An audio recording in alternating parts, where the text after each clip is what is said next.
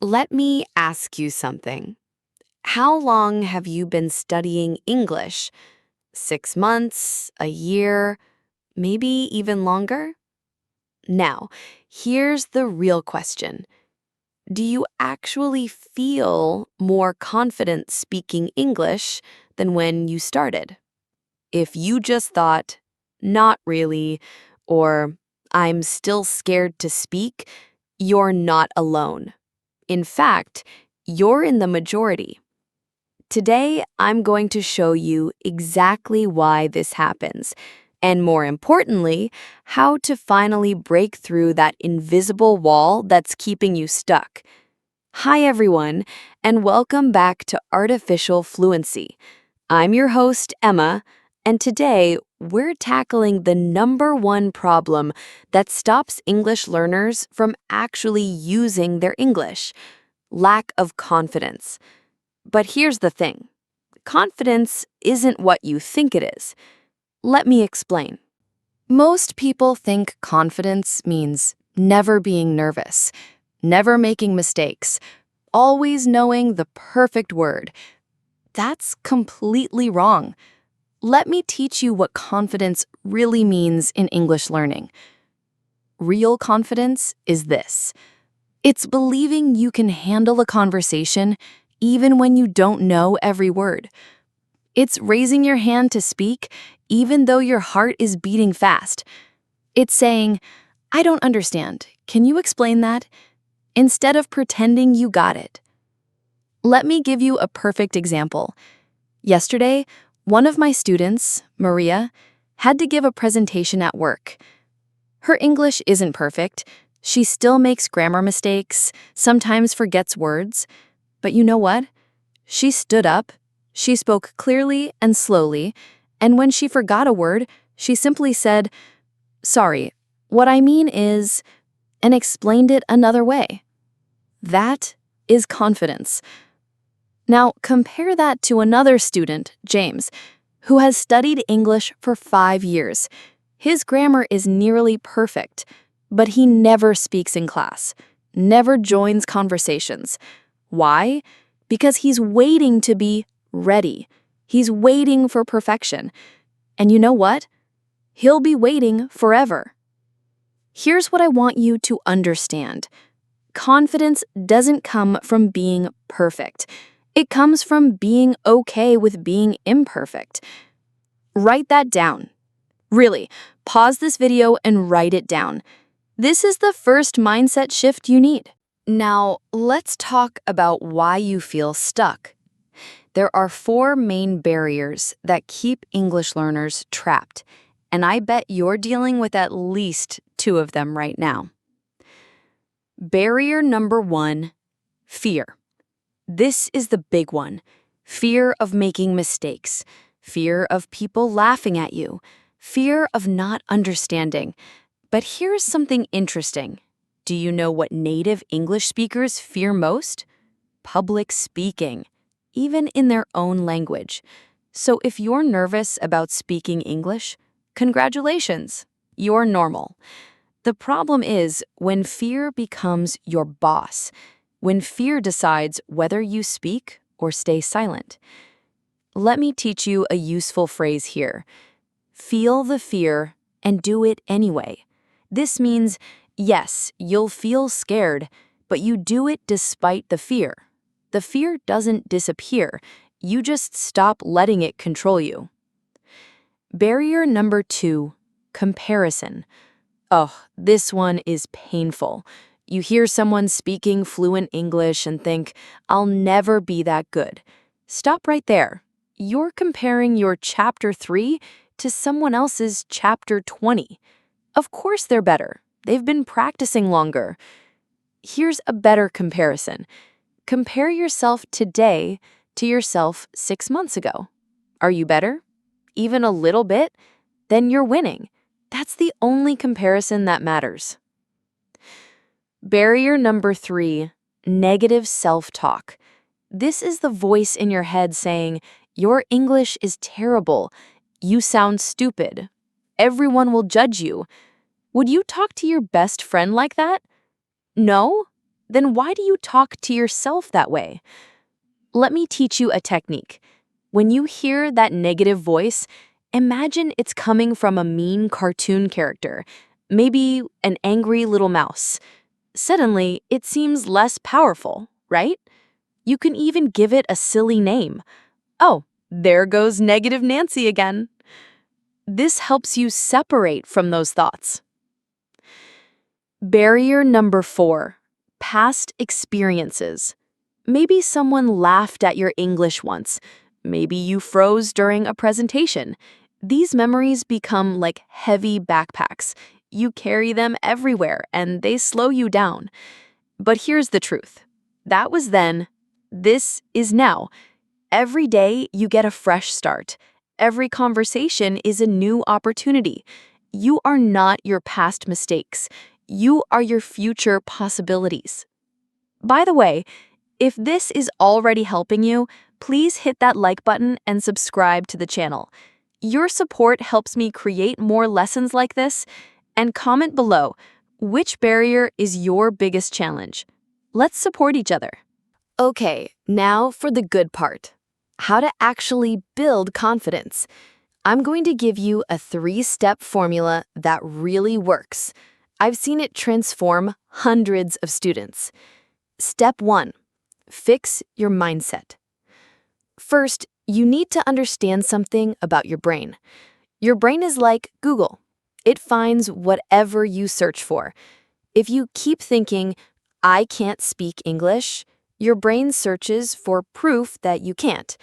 But if you think, I'm improving my English, your brain finds proof of improvement. So here's your homework for mindset. Every morning, say these 3 sentences out loud. I am capable of learning English. Every mistake helps me improve. I have something valuable to say. Say them even if you don't believe them yet. Your brain doesn't know the difference between what's true and what you repeat often enough. This is called affirmation, and it literally rewires your brain over time. Also, let me teach you about growth mindset versus fixed mindset. Fixed mindset says, I'm bad at English. Growth mindset says, I'm not good at English yet. See that little word, yet? It changes everything.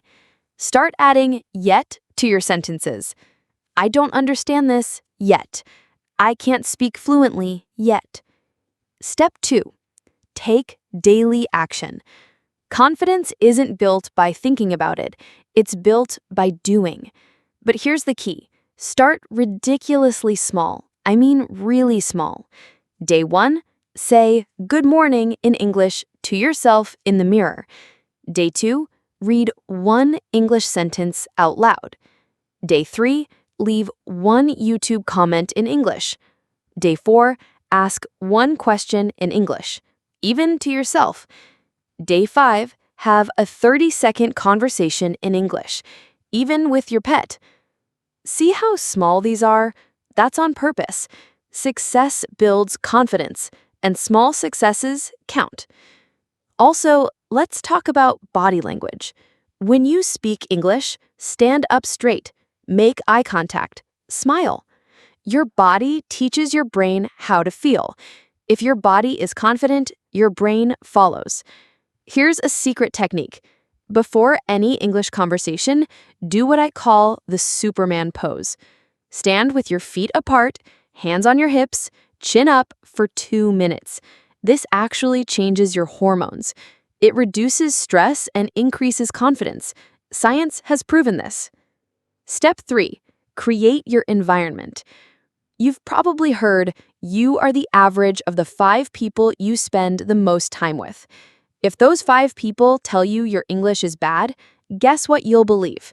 But if those 5 people encourage you, practice with you, celebrate your progress, everything changes. So here's what you do. Join an online English learning group. There are thousands on Facebook. Find 1 practice partner, just 1. Follow English learning accounts that encourage you. Limit time with people who make you feel bad about your English. Stop reading negative comments online. And here's something powerful. Help someone else with their English. Even if you're a beginner, you know something someone else doesn't. Teaching others builds your confidence faster than anything else. Let me tell you about Ahmed, one of our community members. 6 months ago, Ahmed couldn't order coffee in English without sweating. He knew the words, but froze every time. Here's what he did. He started with my 3-step formula. For mindset, he wrote, "I can do this," on a sticky note and put it on his bathroom mirror. For action, he practiced ordering coffee at home, literally standing in his kitchen, pretending to order. For environment, he found one English-speaking friend online to practice with for 5 minutes every day. Last week, Ahmed led a meeting in English at his company. Not perfect English, confident English. There's a huge difference. Now, let me give you some practical phrases that build confidence. These are simple but powerful. When you don't understand. Could you say that again, please? Sorry, I didn't catch that. Can you speak a bit slower? When you forget a word, how do you say, explain the concept?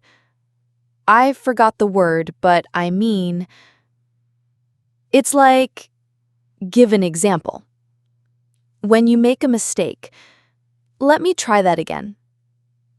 Sorry, what I meant was, actually, I should say, see?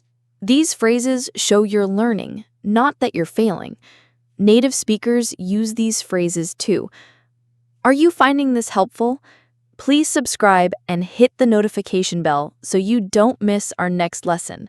And comment one thing you'll do today to build your confidence. Let's keep each other accountable. Now let's learn some essential vocabulary about confidence. But I won't just give you definitions. I'll show you how to actually use these words. Embarrassed, feeling uncomfortable or ashamed. Example, I felt embarrassed when I said the wrong word. But here's the thing. Embarrassment lasts maybe 30 seconds. The learning lasts forever. So it's actually a good trade. Struggle, to have difficulty doing something. Example, I struggle with pronunciation. Remember, every English speaker struggled at first. Even native speakers struggled to learn their own language as babies. Barrier, something that blocks your progress. Example, fear is my biggest barrier. Think of barriers like walls. Every wall has a door. You just need to find it. Mindset, the way you think about your abilities. Example, I'm working on my growth mindset. Your mindset is like glasses. It changes how you see everything. Make sure you're wearing the right glasses. Judge, to form an opinion, often negative. Example, I'm afraid people will judge my English. Truth, most people are too busy worrying about themselves to judge you. And if they do judge, that says more about them than about you. Improve, to get better. Example, I improve a little bit every day. Improvement is like climbing stairs. You don't notice each step, but suddenly you're on a different floor. Okay, let's make this real. I'm giving you a 7-day confidence challenge. Each day has one small task. Ready? Day 1. Write down 3 things you can do in English, even simple things. Day 2. Record yourself speaking English for 30 seconds. Don't share it, just listen. Day 3. Compliment someone in English. Online counts. Day 4. Ask for help in English. Even what time is it? Day 5. Share one opinion in English. Comment on a post. Day 6. Make one mistake on purpose and correct yourself. Day 7. Have a 2-minute conversation in English with anyone about anything. That's it. 7 small steps. But by day 7, you'll feel different. I promise. Here's what I want you to remember. Every fluent English speaker was once where you are now. Every single one. They felt scared. They made mistakes. They wanted to give up.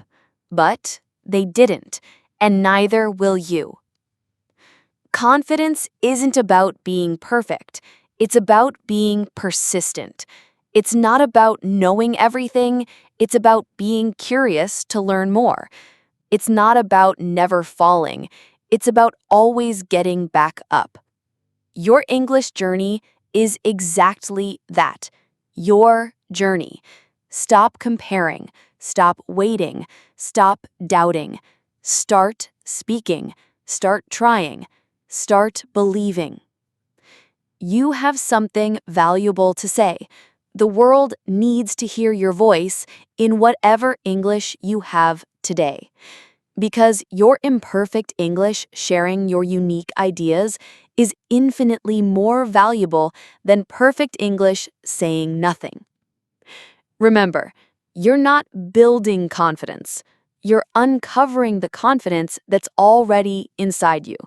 It's been there all along, waiting for you to let it shine. Thank you for spending these 20 minutes with me.